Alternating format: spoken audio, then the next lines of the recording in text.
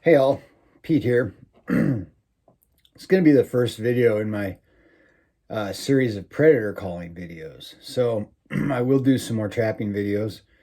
Um, and, I'm not going to do a ton of trapping videos, but I'm going to I want to do some more. But I wanted to start my predator calling videos too, because this is also the time of year that you can be out scouting for good predator locations for calling as well as for trapping. Um, And so this is going to be number one in my introductory to predator calling or predator calling for beginners. Um, Before I do that, a couple things I want to say. First of all, so I want to encourage people to continue to buy local. So I'm making these videos from Idaho. I'm an Idaho native. I love my state. I think it's the best state in the country.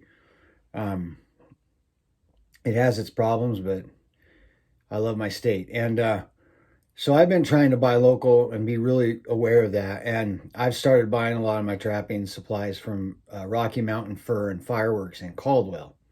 I lived in Nampa for 4 years and Caldwell for a year and a half. And it's a cool area up there. Once you get out of the city, there's some really neat stuff up there, but there's good people up there. And so I started buying some stuff from Rocky Mountain Fur and Fireworks, and I just got to give a really hard plug for them. If you're in Idaho, consider them before you go to an out-of-state supplier for trap stuff, okay? Please buy local. I ordered some stuff from them last week, and this is kind of a funny story, so bear with me. I ordered some swivels because I've been putting a bunch of swivels on my traps, and I don't buy, so this is sort of a tangent, but I don't buy like, you know, special chain that's like made with an 800-pound working load capacity for coyotes or I don't trap bobcats. I'm going to try this year, but like, I mean, I don't understand guys spending a fortune on chain. It's just confusing to me. I do understand that the chain that comes on a lot of traps can bind up easier, but what I do is I like to put a lot of swivels on there, and I don't throw a ton of swivels on every single trap immediately, but as I can afford to buy more swivels or get swivels, and I put more and more swivels on. I ideally like to have 3 or 4 swivels on every trap chain. Anyway, I ordered some swivels from them, and I ordered some stakes. I'm down on stakes, and honestly, like, it only cost me about $10 more to order stakes than it does to make my own. And by the time I go out to my friend's house to borrow his welder and drive over to where he lives and do all that and buy everything, it's like, I'd rather just order them. Well, they sent me a dozen 18-inch stakes, and these things were like friggin' handles for battle axes. Like, I was like, something was not right about these stakes. And I realized they were actually 3/4 of an inch thickness. I didn't even know that they made stake swivels that would accommodate a 3/4 inch stake. I mean, these things were awesome. Part of me wanted to use them, but I'm like, they don't fit my stake swivels, and they hadn't been angle cut on the end. And so they also sent me with my order a free coffee mug, which is freaking awesome now because I love coffee. So anyway, so I'm thinking, oh great, they messed up this order. The swivels were awesome, but they messed up the order, and so I got the order on Saturday. A friend of mine up there picked it up who was coming down. Actually, my brother-in-law brought it down to me. I sent him a text on Messenger thinking it's Saturday evening. No one's going to answer me. It's like, it's going to be Monday before this is even dealt with. And I hate dealing with mess ups on orders. I just hate it because I haven't had good experience with companies trying to make stuff right. Well, less than an hour after I sent them a message on Messenger, they had responded, and they said, "We're sorry, we don't know what happened. We will look into this immediately on Monday and get back to you." And I was like, "Whoa, wow, okay." And so I told them, "Thank you very much." And I said, I tried to figure out a way to use these, but it just really isn't going to work. And they said, "No, you should get what you paid for. We'll get back to you on Monday." So Monday morning, 9:05. So they open at 9. 9:05, I get a message from them that says, "Yeah, you're right. I don't know why all of our certain size of stakes are this size. This isn't the right size. We have some other steaks in different sizes that we'd be happy to send you, or we'll cut. We have some 24s that are half-inch. We'll cut those down if you want them cut down to 18, or we'll just send them to you if you want 24s, or we'll replace them with 24s. And I said, 24s is fine. And then I can, I use some 24s, but anyway. So then I said, my sister-in-law can probably bring these back up. I said, but we'll have to figure out a way to get the others down to me. And they go, we'll just cover the shipping and send them to you. And I'm like, okay, thank you very much. So that was Monday. That was yesterday. Today they arrived. I don't even know if my sister-in-law has taken the other steaks back. Okay, so this kind of stuff doesn't happen when you buy out of state. It might sometimes, but these are people, when you buy from people you live alongside and work alongside, even if it's from a distance, it's a couple hours away from here. I mean, they treat you different. And I can't recommend these guys enough. They're going to be my go-to for everything I need first. If they don't have it, then I'll go out of state. But I don't get that kind of customer service anywhere. I mean, there's other good companies out there, but I'm just telling you. So take that for what it's worth. Intro to predator calling. So when I talk about predator calling, I'm going to talk about it from an Idaho perspective. Okay. So in Idaho, the big thing is coyotes, they're the most prolific predator we have here, although wolves may overtake them someday. And so I'm talking coyotes. I'm going to talk a little fox. Those are what I call. I don't call in other stuff on purpose.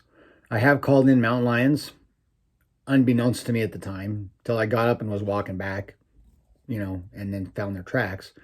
And there are guys who call in raccoons and bobcat and wolves.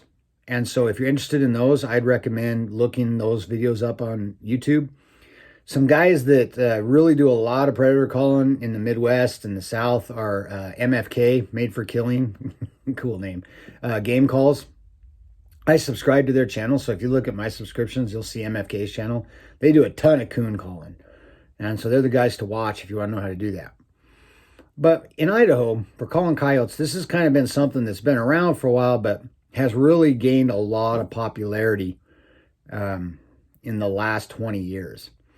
When I talk to the old timers, and by the old timers, I mean legit old timers, guys who, were trapping and calling before I was born. And I'm 46, 46 next month. They talk about these, there were periods of time where there were more people calling or less people calling, but never like it is today. It was never like it is today. There, not only do coyotes get targeted hard by callers by people who sell the fur, right? So trappers who are on their line, maybe doing some calling, or guys who are really into, predator calling and selling fur. So the deer season's over, they start doing that or whatever. But thanks to, YouTube and stuff like Primos and they're calling it, what's the guy's name? Randy, I think. Anyway, you got Fox Pro and Primos and all these Icotech and all these guys, and they sponsor people, like it's a sport, like I'm sponsored by Icotech or whatever, I'm not saying that's bad, but I'm just saying that they've really commercialized it. And so now people will watch YouTube, and well-intentioned folks, and they'll go, oh, I watched this YouTube video, and man, every time these guys call, coyotes come in. This must be really easy, right? And what they don't see is all the times they call and the coyotes don't come in. So it's one of those things that has gone up and down a little bit in popularity based on fur prices, but in the last 20 years has gone way up in popularity because of visibility, because of people's exposure to it. And so it has gotten harder to call coyotes in. I started calling in high school when my buddy Kevin, who worked for my dad, and Kevin and I are still friends. In fact, we went fishing. Me and my wife and Kevin went fishing Saturday, caught some trout. They were good eating too. Anyway, he taught me how to call, and when I was in high school, and I called a lot of out of the way places that you wouldn't normally think to call.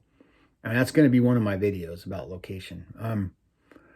And I've kind of done it off and on, since high school. And it has gotten harder. It has gotten a lot harder. There's more pressure on the coyotes. They've gotten more used to the calls. Now, the great equalizer is weather. Okay? The colder it gets, the harder it is for the coyotes to hunt, to find food, and the hungrier they get. And so when it gets cold, and the coyotes get hungry, calling gets good and a lot easier. Okay. Problem is, a lot of times for that to happen, the weather's got to get pretty nasty, and that's going to limit your ability to get some places depending on snow. We haven't had a deep snow down here in southern Idaho for a long time. I mean, decades, honestly, at least in the lower areas. So, calling has gotten harder. It's still a lot of fun, and it's still doable. You just got to get smarter. And I'm going to talk more about what that means when I do videos on picking locations to call, gear to use, things like that. To get started, I'm not going to do a specific video on rifles, so I'm just going to talk a little bit about firearms in this video. Okay. I recommend any of the varmint calibers, any of the light, fast bullets. So when I was growing up, I had a Remington Model 700 BDL with the bull barrel on it. I had a really good sized varmint scope, one of the best made at the time. So this would have been in the late 80s. I sold it, which I shouldn't have, but I did years later. I now use a 223. I don't think that's the best caliber. If I could pick any gun, it'd be a 220 Swift. But, I mean, the argument is made pretty easily, I think, that the 22-250 still has better ballistics than the 220 Swift. So, the 220 Swift, the 22-250, the 223, those are all solid rifles for use for predator calling. The considerations that you have to the things you have to take into consideration is, one, you got to think about accuracy. Okay, so don't load up so hot that you get wild bullets. You get wild rounds going down range. We used to load that 22-250 up pretty hot, but there was a point where it was like, no, now I'm losing accuracy. So you want something that's accurate. You want a smaller bullet that's not going to blast a big giant hole in the hide, especially because, to go out and shoot coyotes when they're prime and just leave them lay, man, don't waste the animal. Take it home and skin it, or take it to someone who traps and sells the fur. Bring it to me, for crying out loud. I'll skin it and sell it. But just shooting them to shoot them, respect the animal. Put some value on the animal. Don't take your 270 or your 30-06 out to go calling. So again, bullet size, velocity, accuracy, and then the kind of damage it's going to do. There's all kinds of different guns out there that guys use when they call, and they can make a good case for a lot of them. That's, and I'm not here to discredit that. What I'm going to tell you that is, in my opinion and in my experience, and my experience includes not just what I've done personally, but listening to guys who are good at this and who have done it since before I was born, talk about rifles for this. The three that come up consistently are the 223, the 220 Swift, and the 22-250. Okay? I know some guys use a 243 with a lighter bullet. That's fine. I know there's guys I know that use, different, there's a lot of different gun calibers in there. But I'm just telling you, those are the three that time and time again show up as predator calling rifles. Okay? I recommend not going crazy with your glass. Get good glass, get a good scope, But on my 223, I just use a variable 3x9. I usually have it set on 7 or 8. And I generally am not going to take the shot if it's over 200 yards. If I can't call it in below 200 yards, I'm not so sure I'm really calling it in anymore. I might be getting its attention, but I'm not necessarily bringing him to me. So the goal in predator calling is to bring him to you. Okay, and so if you're like, yeah, I called this coyote and dropped him at 500 yards, it's kind of like, no, you didn't. You didn't call him in. You brought him to within 500 yards and you got him to investigate from a distance, but calling him in to me is bringing him in under 200, you know. And sometimes less than 100. In fact, many times I've called coyotes in to 30 or 40 yards, in which case a 17 HMR would be a great round for that, you know. So, you know, start off with a good firearm and decent glass. You know, you don't need a sniper rifle. You just need a good varmint rifle that shoots straight and fast and will hit what you're shooting at, you know, under 200 yards. If you're really serious about bringing them to you. Okay? I know some guys don't like the bolt action because it's harder to pull a double. Pull a single before you start worrying about pulling a double. Pull more than one single. And after you get good at pulling singles, then worry about doubles. So to start with, you know, predator calling is cool. It's fun. It's a good way to make some extra money. It'll eat up some time when you're bored between big game season, at the end of big game season, and the start of like spring bear. And you know, it's not that rough to get started doing. So look at your rifles, see which one you think would make the best predator calling rifle. Worst case scenario, if you have a higher caliber rifle and you just can't go get another gun right now, see if you can get your hands on some full metal jacket rounds. I would never shoot a coyote with a full metal jacket round of a 223. It's not going to knock him down. But if I had no other rifle but like my 308, then I would get some FMJ rounds to call, because an FMJ round from a 308 is going to go right through the coyote. It's not going to damage his pelt, but it should generate enough velocity and power to knock him down, you know. Whereas a 223 or 2250 or something, FMJ isn't not gonna knock him down. If you're looking at shotguns, 12 gauge number 4 buck is what I recommend. Some guys like the copper plated stuff. It's fine, but I'm a number 4 buck guy. My family down in Nevada, that's all they use when they're shooting out airplanes to thin coyotes out over the sheep and cattle. The guys in Arkansas from MFK, they're always using number 4 buck. I'm telling you, number 4 buck is the way to go with a 12 gauge. So look into your gun collection, see what you can do for predator calling guns, and next video we'll start talking about the rest of the gear. Okay?